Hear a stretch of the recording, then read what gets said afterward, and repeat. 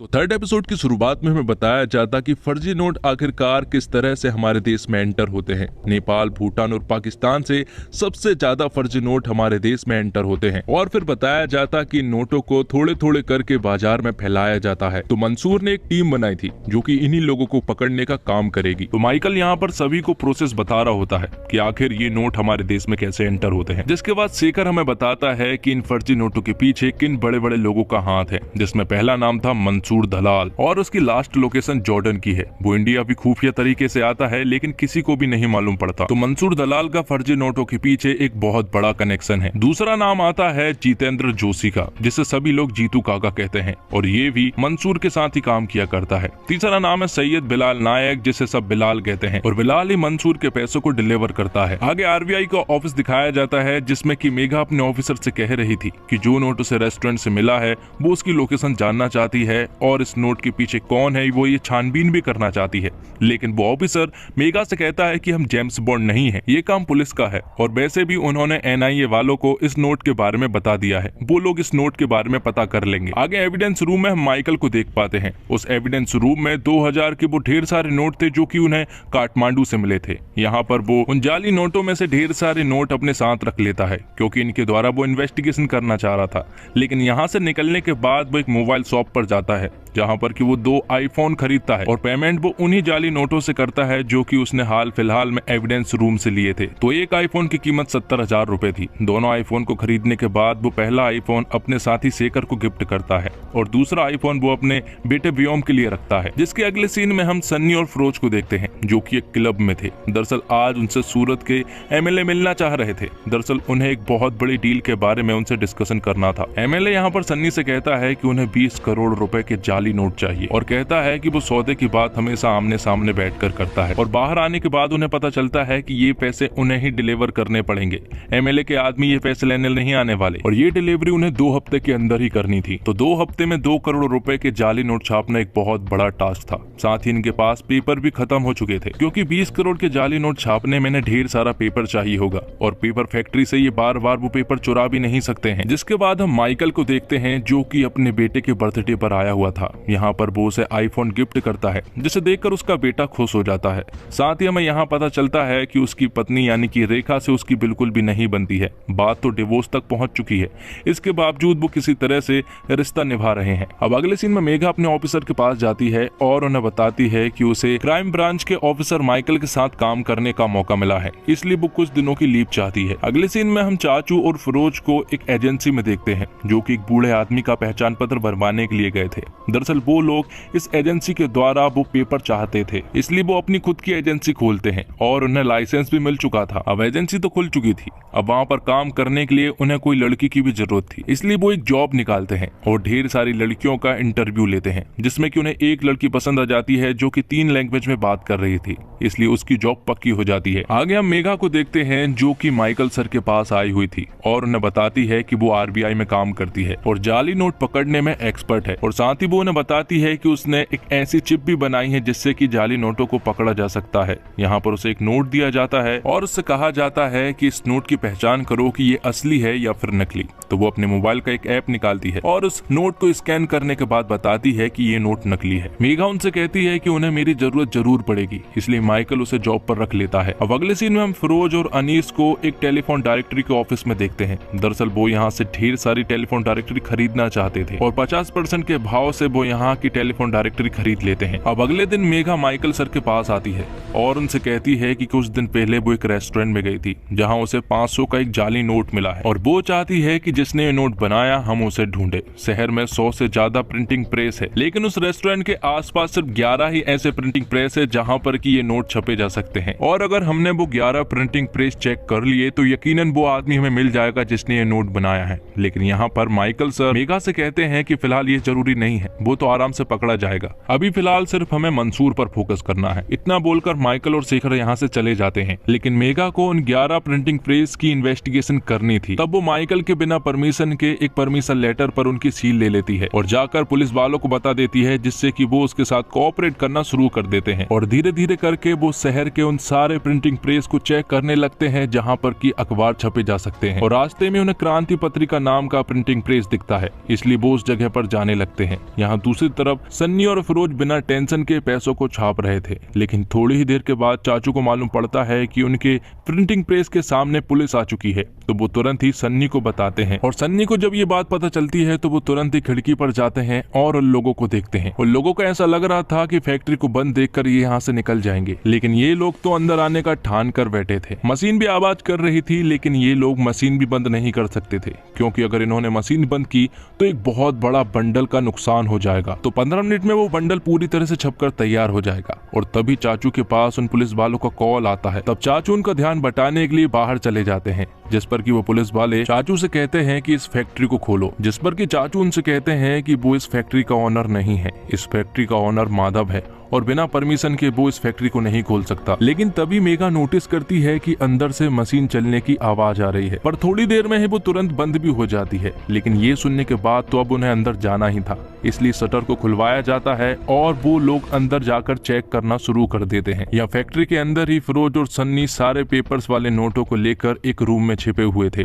लेकिन मेघा यहाँ पर कुछ कटिंग के टुकड़े देखती है, साथ ही वहीं पर एक बॉक्स भी था जिसमें कि वो सारे खराब नोट पड़े हुए थे और मेघा उस बॉक्स के धीरे धीरे नजदीक भी जा रही थी।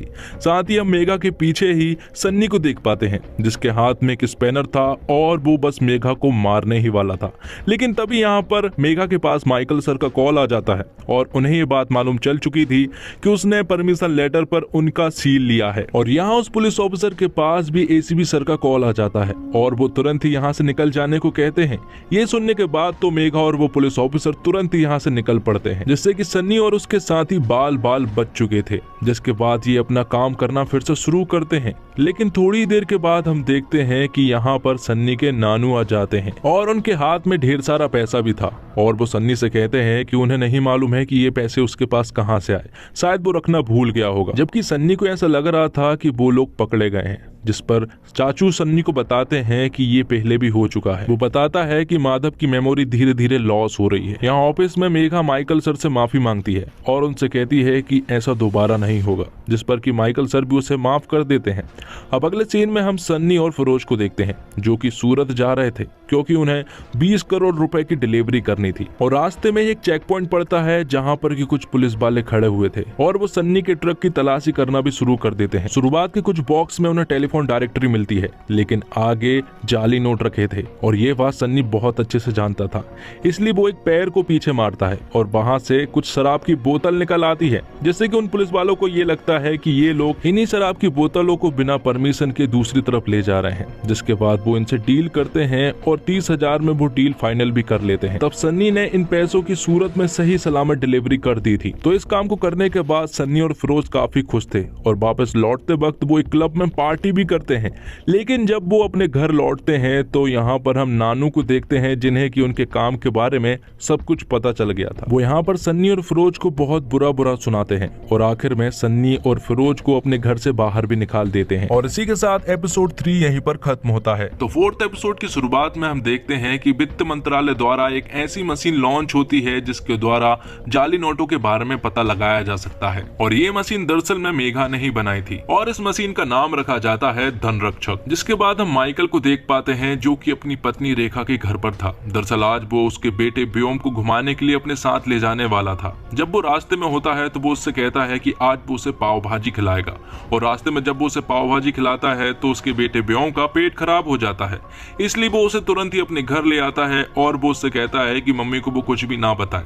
इसलिए वो व्योम को तुरंत ही घर छोड़कर यहाँ से भाग जाता है। यहाँ सन्नी अपनी पुरानी लाइफ में वापस आ चुका था और फिर से 15 मिनट में पोर्ट्रेट पेंटिंग बनाने वाला काम चालू कर दिया था। यहाँ पर वो 6,000 वाली पेंटिंग को 2,000 में भी बेचता है। हालांकि उस पेंटिंग की कीमत 2,000 से भी कम थी, लेकिन ये बात सिर्फ सन्नी ही जानता है। जिसके बाद हम चाचू और सन्नी को बात करते हुए देख पाते हैं। सन्नी यहाँ पर चाचू को बताता है कि उसने नानू के साथ जो किया वो बहुत बुरा किया, लेकिन जो काम उसने किया उसके लिए उसे 1% भी गिल्ट नहीं है। अब जब चाचू अपने घर जाते हैं तो वो देखते हैं कि नानू यहाँ पर नहीं है। वो फैक्ट्री में भी चेक करते हैं और लोग से पूछते भी हैं कि आखिर नानू कहाँ पर है, लेकिन नानू कहीं पर भी दिखाई नहीं दे रहे थे। इसलिए वो तुरंत ही सन्नी के पास कॉल करते हैं और वो लोग भी ढूंढना शुरू कर देते हैं। लेकिन नानू कहीं भी नहीं थे। और दूसरी तरफ हम माइकल को देखते हैं जो कि अपनी पत्नी रेखा के फ्रेंड के पास कॉल करता है और उसे धमकाता है और उसे कहता है कि तुम्हारी वजह से ही आज मेरी बीवी मुझे डिवोर्स दे रही है। जिसके अगले सीन में हम सन्नी और फिरोज को पुलिस स्टेशन में देख पाते हैं, जहाँ पर उन्होंने कंप्लेंट तो फाइल दर्ज करा दी थी, लेकिन उन्हें एसीपी सर से मिलने नहीं दिया जा रहा था। लेकिन यहाँ पर कुछ बड़े लोग आते हैं और वो बिना परमिशन के ही अंदर घुस जाते हैं। ये देखकर सन्नी को बहुत ज्यादा गुस्सा आ जाता है और वो भी अंदर घुस जाता है, जहां पर वो एसीपी सर को बताने लगता है कि उसके नानू मिसिंग हैं और उनकी मेमोरी लॉस है, इसलिए उन्हें अभी ढूंढना होगा। लेकिन वो एसीपी सर सन्नी से ठीक ढंग से बात नहीं कर रहे थे, जिस पर कि सन्नी उनसे कहता है कि आप मेरे नानू को ढूंढकर कोई एहसान नहीं कर रहे हैं, क्योंकि ये आपकी ड्यूटी है और हमारे टैक्स देने की वजह से ही आपकी पेमेंट बनती है। यहाँ पर सन्नी उस एसीपी से और भी बुरी बुरी बातें कहता है, इसलिए वो एसीपी इन्हें लॉकअप में बंद कर देता है। अब अगले सीन में हम माइकल को देखते हैं जो कि अपनी पत्नी रेखा के मम्मी पापा के यहाँ पर गया था। वो उनसे कहता है कि रेखा मुझे डिवोर्स दे रही है, वो अपनी बेटी को समझाए कि ऐसा ना करे। लेकिन रेखा के पेरेंट्स भी रेखा की साइड ही थे। यहाँ पुलिस स्टेशन में थोड़ी देर के बाद चाचू आ जाते हैं और वो सन्नी और फिरोज की वेल करवा देते हैं। साथ ही वो सन्नी को बताते हैं कि नानू मिल चुके हैं, जो कि पास ही की गली में घूम रहे थे। तब ये सभी लोग अपने घर आ जाते हैं, जहाँ पर कि नानू सो रहे थे क्योंकि उनकी तबीयत खराब है और सन्नी और फिरोज नहीं चाहते हैं कि वो नानू के सामने आए। लेकिन अगले ही दिन वो लोग एक डॉक्टर के पास जाते हैं, जहाँ पर कि डॉक्टर उन्हें बताते हैं कि उन्हें एक गंभीर बीमारी हुई है और उनकी सर्जरी भी होनी है। लेकिन इस सर्जरी को कोई रेयर डॉक्टर ही कर सकता है, लेकिन उन डॉक्टरों का 1 महीने पहले से ही अपॉइंटमेंट लेना पड़ता है। जिसके अगले सीन में हम माइकल और शेखर को देखते हैं जो कि क्लब में शराब वगैरह पी रहे होते हैं और बिल पेड वो उन्हीं पैसों से करते हैं जो कि उन्हें काठमांडू से बरामद हुए थे। और जब वो घर जा रहे होते हैं तो तभी माइकल को रास्ते में एक जर्नलिस्ट मिलती है जिसका नाम कमला था और उसने माइकल के साथ पास्ट में कुछ बुरा किया है। अब माइकल को तो हैंगओवर हो गया था और मेघा और शेखर जब घर आ रहे होते हैं तो मेघा शेखर से कमला के बारे में पूछती है कि आखिर वो जर्नलिस्ट कौन थी, जिस पर कि शेखर उन्हें बताता है कि कमला ने माइकल सर के साथ बहुत बुरा किया है। माइकल और उसका एक दोस्त था दुबे, जिन्होंने एक एनकाउंटर किया था और कमला ने उसे मर्डर के रूप में तब्दील कर दिया था। और माइकल के डिवोर्स के पीछे भी कमला का ही हाथ है और जहाँ जहाँ माइकल को प्रमोशन मिलना था वहाँ वहाँ उन्हें डिमोशन मिला और इसी के चलते उनका दोस्त दुबे ने खुद को गोली मार ली थी और उसने एक नोट पर लिखा था कि ये उसका आखिरी एनकाउंटर होगा। अब अगले दिन टीवी में न्यूज दिखाई जाती है जिसमें कि ढेर सारे जाली नोट पकड़े जा रहे थे और ये सारे जाली नोट धनरक्षक के द्वारा पकड़े जा रहे थे, क्योंकि धनरक्षक मशीन अब सभी जगह पर अवेलेबल हो चुकी थी। इसलिए अब किसी भी जाली नोट को पकड़ना बहुत ही आसान हो गया था। जिसके बाद जॉर्डन का सीन दिखाया जाता है जहां पर कि हम मंसूर को देखते हैं और उसे जब ये बात मालूम चलती है कि उनके सारे नोट अब पकड़े जा रहे हैं, क्योंकि धनरक्षक नाम की एक मशीन आ गई है जो कि उनके नोट को बेरहमी से पकड़ रहा है। जिसके बाद मंसूर का ही एक आदमी उसे एक 500 का नोट देता है और मंसूर से कहता है कि ये नोट नकली है, लेकिन ये एक ऐसा नोट है जो कि धनरक्षक मशीन में डिटेक्ट नहीं हुआ था और आसानी से निकल गया था। तब ये सुनने के बाद तो मंसूर को इस नोट और उस आदमी में इंटरेस्ट आ जाता है जिसने कि ये नोट बनाया है। तो अब रात को जब सन्नी और फिरोज सो रहे थे तो रातों रात सन्नी और फिरोज को उठा लिया जाता है। जिसके बाद सन्नी की मुलाकात होती है मंसूर से और मंसूर यहाँ पर सन्नी से पूछता है कि क्या वो 500 का नोट तुमने बनाया है, जिस पर कि सन्नी हाँ कहता है। और जिसके बाद मंसूर अपने 2000 का नोट सन्नी को देता है और उससे कहता है कि इस नोट में क्या गड़बड़ी है, जिस पर कि सन्नी उन्हें कहता है कि पेपर सॉलिड है लेकिन इसमें बहुत सारी कमियां हैं, लेकिन फाइनल टच देने के बाद ये नोट सुपर्ब हो सकता है। और साथ ही मंसूर यहाँ पर सन्नी से कहता है कि क्या वो मेरे साथ काम करेगा, लेकिन इसके लिए सन्नी पूरी तरह से मना कर देता है और वो उससे कहता है कि उसने ये काम करना बंद कर दिया है। लेकिन मंसूर यहाँ पर सन्नी को बहुत देर तक मनाता है और फिर आखिर में सन्नी को मानना ही पड़ता है। जिसके बाद उन दोनों को सही सलामत उनके घर छोड़ दिया जाता है और इसी के साथ एपिसोड 4 यहीं पर खत्म होता है। तो उम्मीद करता हूँ कि आपको ये वीडियो पसंद आई होगी। वीडियो पसंद आई हो तो वीडियो को लाइक जरूर कीजिएगा और इसी तरह के वीडियोस पाने के लिए आप हमारे चैनल को सब्सक्राइब भी कीजिएगा ताकि आगे के एपिसोड में जल्द से जल्द अपलोड कर सकूं। मिलते हैं एक और नई वीडियो के साथ, तब तक के लिए आप हमारे चैनल के साथ बने रहिए। धन्यवाद।